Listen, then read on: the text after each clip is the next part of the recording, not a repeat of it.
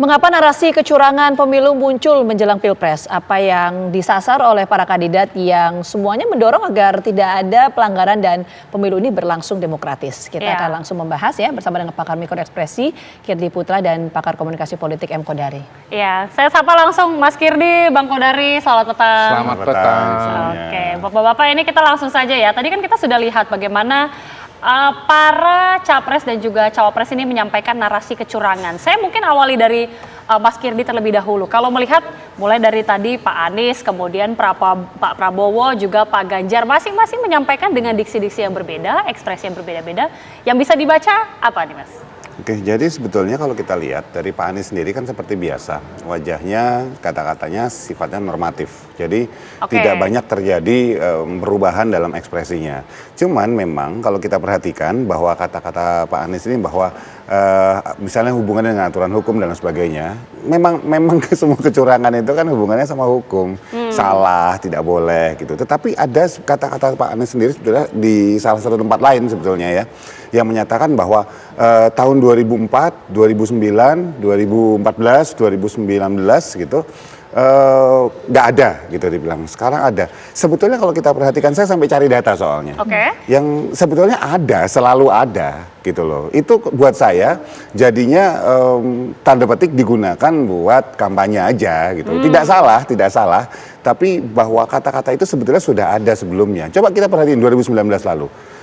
Dalam proses menuju ke arah pemilihan kan ada aja sebetulnya yang bilang, oh ini kalau curang nanti kan ada.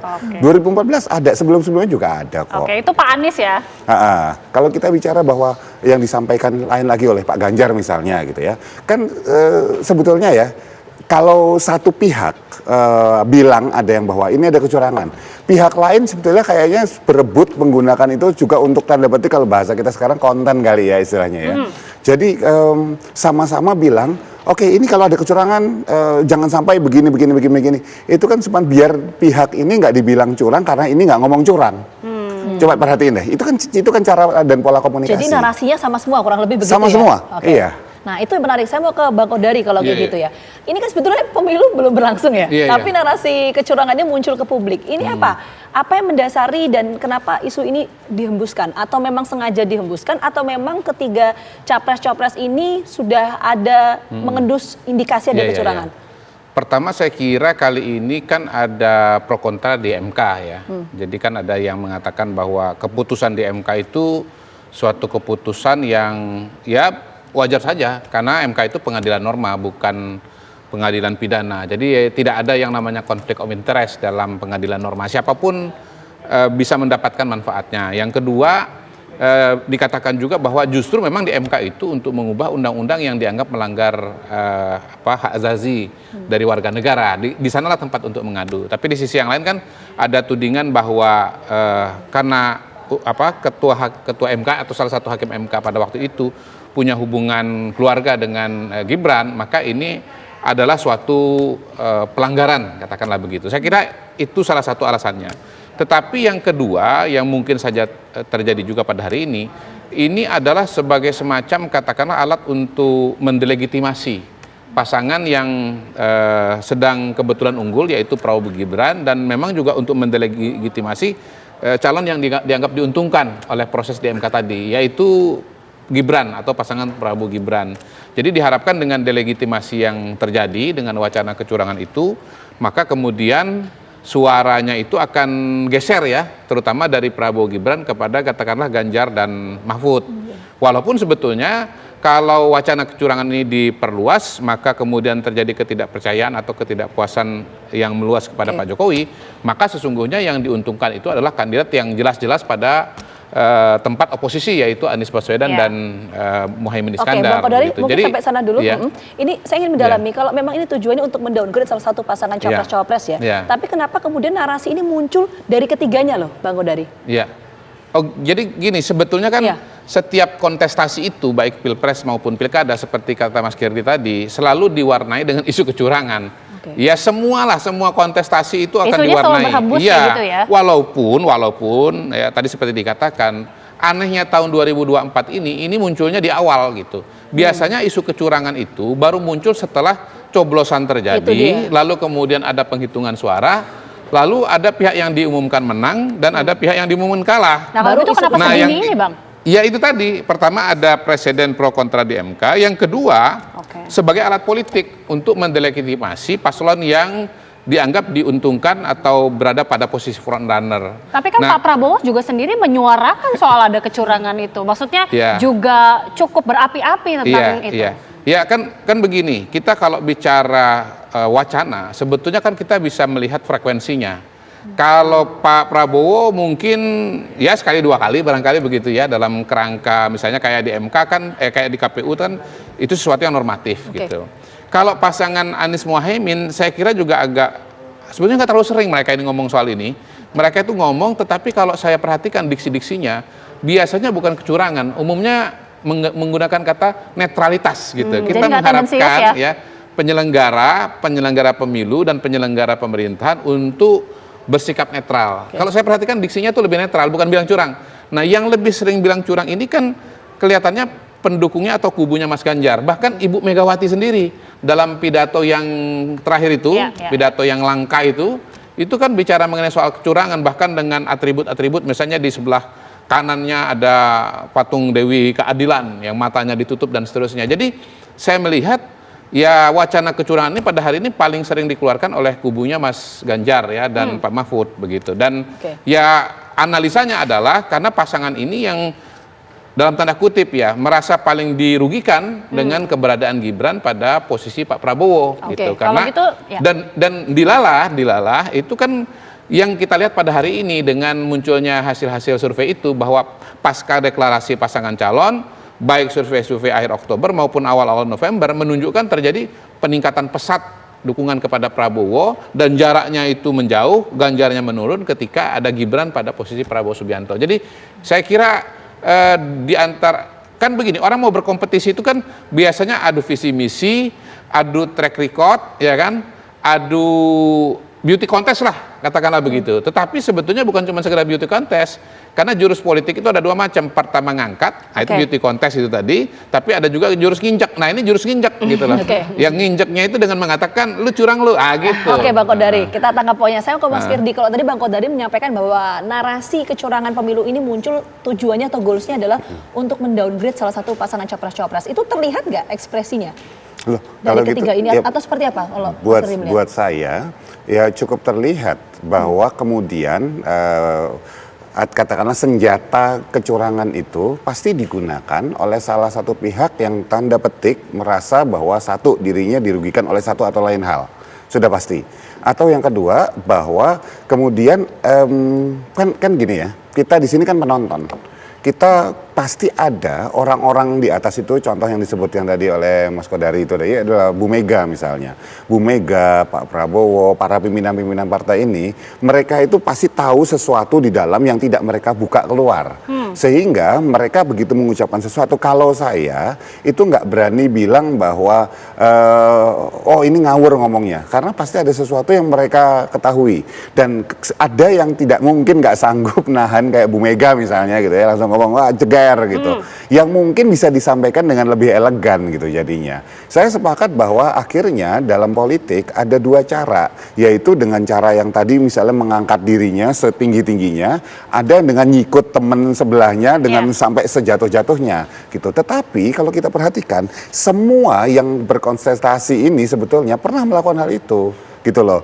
Ganjar ya karena baru sekarang gitu istilahnya, tapi ketika pemilihan dulu jadi gubernur apa nggak melakukan itu juga misalnya.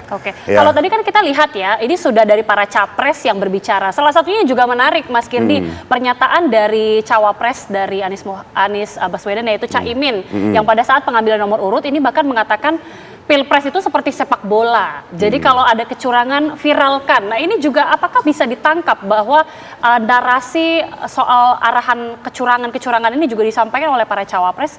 Bagaimana melihatnya nih Mas? Oh iya, kan tadi juga Gibran sendiri kan juga ngomong kalau ada kecurangan ya laporkan. Tapi coba yuk kita cari yuk, di YouTube banyak kok gitu loh.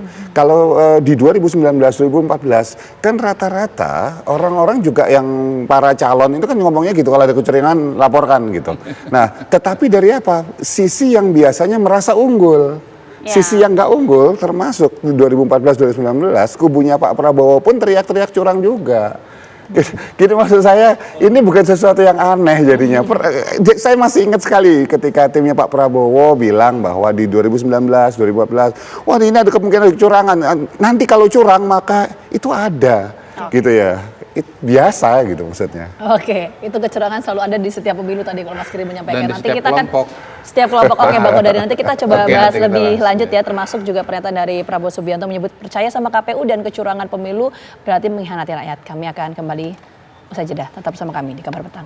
Ya, kembali lagi bersama kami pemirsa. Sekarang saya ingin kembali ke Mas Kirdi. Mas Kirdi, kalau tadi pertanyaan sebelumnya yang menggantung di commercial break, Pak Prabowo ini kan juga sering mengeluarkan wacana atau kata-kata soal kecurangan. Tapi kalau kata Bang Kodari, kayaknya nggak sebanyak kandidat-kandidat yang lain. Bahkan kalau pernyataan dari Pak Prabowo sendiri, kecurangannya itu lebih kepada percaya sama KPU dan kecurangan pemilu berarti, kalau ada kecurangan pemilu berarti mengkhianati rakyat. Jadi tidak saling tuduh antar kandidat, tapi lebih kepada KPU gitu, bahwa percaya KPU tidak akan curang. Ini membacanya gimana, Mas Kirdi? Kan kalau kita bicara tentang komunikasi, apalagi komunikasi yang disampaikan oleh para calon capres dan cawapres gitu ya.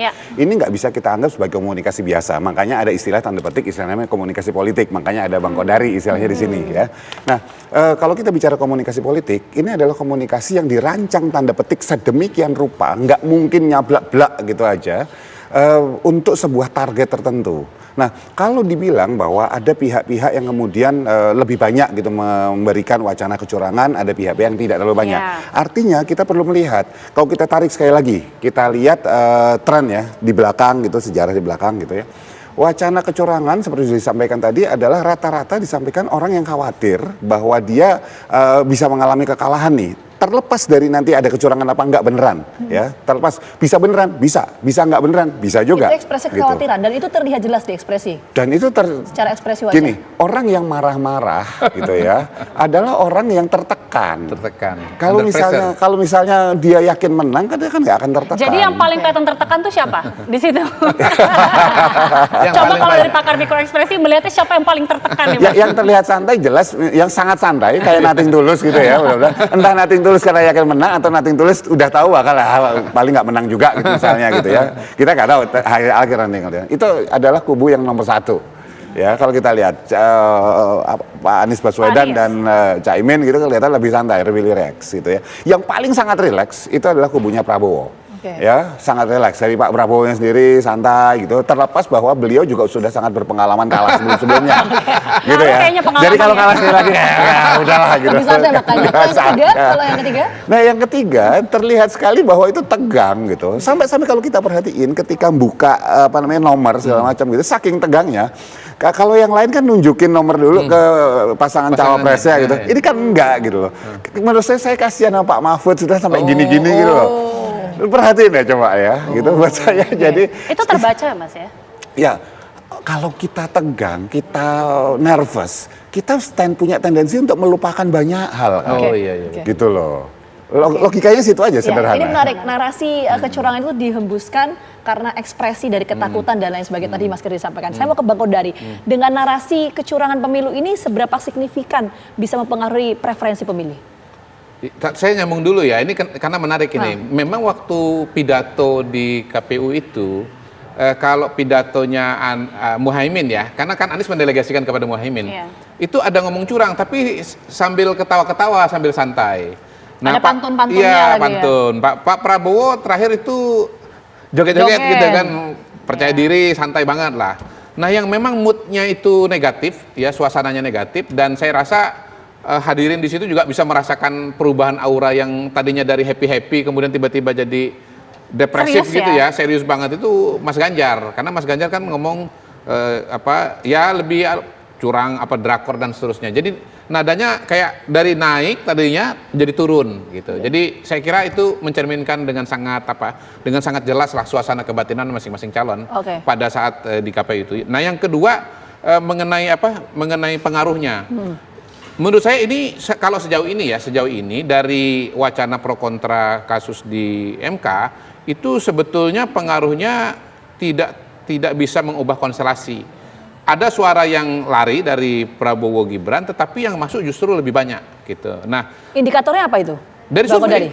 Ya, kalau kan begini, kalau misalnya keputusan MK itu dianggap sebagai sebuah kecurangan dan itu dianggap oleh masyarakat sebagai sebuah kesalahan atau beban bagi pasangan Prabowo dan Gibran, kan surveinya hasilnya kan justru turun kan pasca itu, tetapi malah ini naik gitu, malah naik dan naiknya Prabowo Gibran itu malah berefek pada turunnya Ganjar dan Mahfud dan sedikit kenaikan dari Anies dan Muhaimin begitu ya. Tetapi teman-teman kan juga ada yang mengatakan bahwa itu kan sebetulnya sebelum keputusan MK. Nah setelah MK akan baru turun gitu. Dan bahkan dalam salah satu survei dari salah satu lembaga yang beredar begitu ya, dan tidak diakui dalam tanda kutip berasal dari mereka itu di situ dikatakan bahwa isu kecurangan ini memang harus disebarkan. Dan saya melihat pada titik itulah Mas Ganjar tuh ngomong kecurangan dan Bu Mega tuh pidato soal kecurangan. Jadi saya melihat pernyataan Mas Ganjar lalu pidato Bu Mega itu sebagai upaya untuk menasionalkan, istilahnya begitu, menasionalkan isu kecurangan ini, terutama yang di MK, untuk mempengaruhi pemilih. Makanya saya katakan di awal bahwa ini adalah senjata untuk mendelegitimasi lawan, untuk menurunkan suara lawan. Dan ini ya jurus nginjak ya, jurus nyikut kalau dalam sepak bola itu. Bukan jurus beauty contest. Karena apa? Karena dari segi beauty contest memang tren suaranya ini tidak seperti yang diduga semula. Dulu setahun yang lalu Mas Ganjar itu dianggap sangat potensial karena apa? Satu, tingkat kesukaannya paling tinggi. Dua, tingkat pengenalan masih rendah. Nah, kalau kesukaan paling tinggi, pengenalan itu paling rendah, ketika pengenalannya meningkat, maka kemudian elektabilitas juga meningkat. Tapi itu tidak terjadi. Sekarang tingkat pengenalan Mas Ganjar dengan Pak Prabowo itu sudah relatif sama, tetapi tingkat kesukaan kepada Prabowo lebih tinggi daripada Mas Ganjar. Gitu. Nah, itulah yang kemudian membuat akhirnya jurus sikut ini ya dinasionalkan. Nah, ini kan artinya narasi kecurangan pemilu ini tidak berpengaruh signifikan terhadap preferensi pemilih. Belum. Tapi kalau kita bicara, tunggu untuk pastinya ya. Belum. Tren yang sudah ada belum. Oh belum ya. Berarti belum. Ada potensi bisa bisa enggak. Kita lihat ke depan masih 3 bulan. Nah, tapi kalau bicara soal konteks misalnya polarisasi isu, apakah isu mengenai kecurangan pemilu ini memang masih akan terus terproduksi sampai nanti ketika hari pencoblosan atau seperti apa? Kalau kita bicara konteks polarisasi isu ya. Dugaan saya begitu. Walaupun belakangan ini kelihatannya ada semacam pembalikan karena kasus-kasus yang sudah muncul kayak misalnya di Majalengka, di Sorong, lalu kemudian di Cilacap, justru itu kan kasus-kasus yang melibatkan kepala daerah yang notabene kemudian yang dimenangkan atau didorong oleh para kepala daerah ini, dan itu adalah pelanggaran, khususnya kayak Majalengka kan sudah diketok palu bahwa itu pelanggaran, justru untuk memenangkan Ganjar dan Mahfud begitu loh. Jadi wacana-wacana ini kalau misalnya dikembangkan dan kemudian ternyata kasusnya justru banyak melibatkan PDIP dan melibatkan Ganjar Mahfud, justru akan berbalik gitu loh. Kenapa? Yang nyebarkan Mas Ganjar, lalu kasusnya yang muncul melibatkan Mas Ganjar gitu, atau menyebut nama Mas Ganjar. Bahkan yang di Nabire itu, yang Papua Tengah, itu kan ada videonya Mas Ganjar lagi ngobrol dengan Bupati Nabire. Itu wajahnya Mas Ganjar gitu. Jadi ketika ini diviralkan, tetapi contoh kasus yang muncul dan nyata-nyata itu adalah kasus dilakukan oleh timnya Mas Ganjar, malah ini akan berbalik kalau menurut saya. Narasi kecurangan yang dibilang Bang Kodari ini kayaknya mau dinasionalkan. Tapi saya kembali lagi ke Mas Kirdi. Ini kan ada juga pidato dari Pak Ganjar pada saat pengambilan nomor urut, juga kembali menyuarakan narasi kecurangan, bahkan menyebut soal drakor, tidak ingin ada drama-drama tersebut berlanjut. Kata drakor ini kan sebenarnya merujuk ke drama yang kita tahu, bahkan Pak Jokowi ini sempat menyebut kata drama juga. Kenapa kemudian ada pemilihan kata drama Korea, drama? Kenapa sama antara Pak Ganjar dan juga Pak Jokowi? Apa maksudnya, Bang? Ya kalau kita bicara tentang penggunaan diksi ya, kata-kata yang disampaikan oleh Pak Ganjar, kita nggak usah berandai-andai. Itu sudah pasti bahwa kata-kata itu digunakan oleh Pak Ganjar gitu untuk mengingatkan ya target audiensnya siapapun itu, bahwa kata-kata ini pernah dipakai loh sebelumnya oleh Pak Jokowi gitu, untuk menuduh pihak-pihak yang tidak disebut oleh Pak Jokowi, tetapi ternyata istilahnya yang paling tanda petik tersinggung itu sepertinya pihaknya Pak Ganjar, yang kemudian menganggap bahwa yang drama kan bukan kita, yang drama itu Anda sendiri gitu loh. Jadi penggunaan kata itu justru untuk menyerang balik?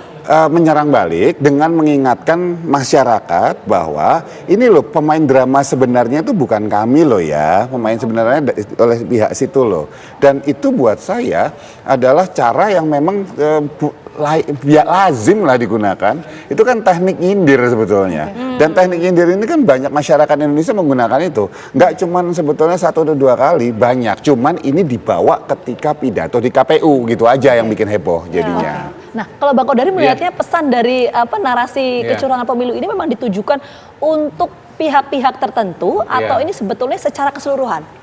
Ya, gini tergantung siapa yang ngomong. Oke.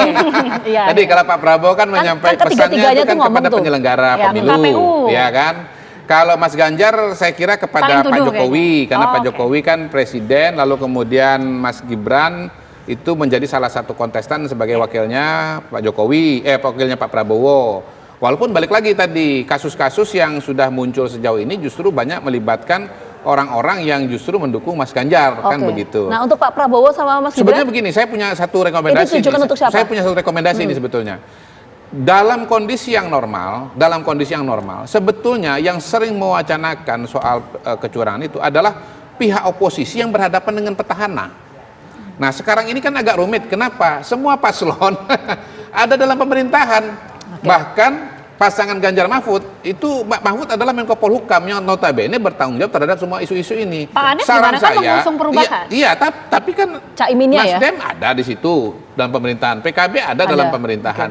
Jadi saran saya kalau mau lebih jelas ya soal wacana kecurangan ini, itu partai politik pendukungnya Ganjar Mahfud itu harus cabut dari kabinet. Partai pendukungnya Amin itu harus cabut juga dari kabinet supaya jelas nih antara pemerintah bukan pemerintah gitu. Tapi kan pertanyaannya sekarang kenapa nggak keluar juga dari kabinet kan begitu. Jadi sebetulnya makanya balik lagi saya katakan ini sebetulnya adalah senjata politik gitu loh. Bukan bicara soal keadilan sesungguhnya, tapi ini adalah sebagai tools gitu ya. Betul, ini adalah alat politik untuk mendelegitimasi lawan.